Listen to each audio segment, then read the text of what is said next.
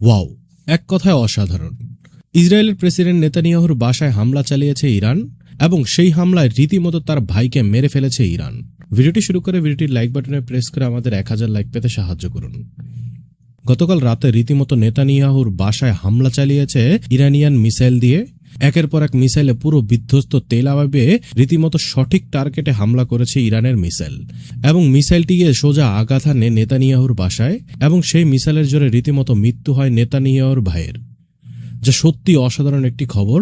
এমনটাই খবর জানিয়েছে মোসাদের সাবেক কর্মকর্তা, যাতে রীতিমতো হতবাক হয়ে গেছে পুরো বিশ্ব। ইউরোপ ও আমেরিকার মিডিয়াতে রীতিমতো নেতানিয়াহুর ভাই যেন কার অ্যাক্সিডেন্টে মরে গেছে এমন খবর প্রচারণা করছে। কিন্তু আমরা সবাই আসলে জানি, যেখানে রীতিমতো ইসরায়েল একের পর এক ড্রোন হামলা এবং মিসাইল হামলা চালাচ্ছে ইরান, সেখানে এমন মুহূর্তে কিভাবে মারা যেতে পারে নেতানিয়াহুর ভাই, এটা আমরা সবাই জানি।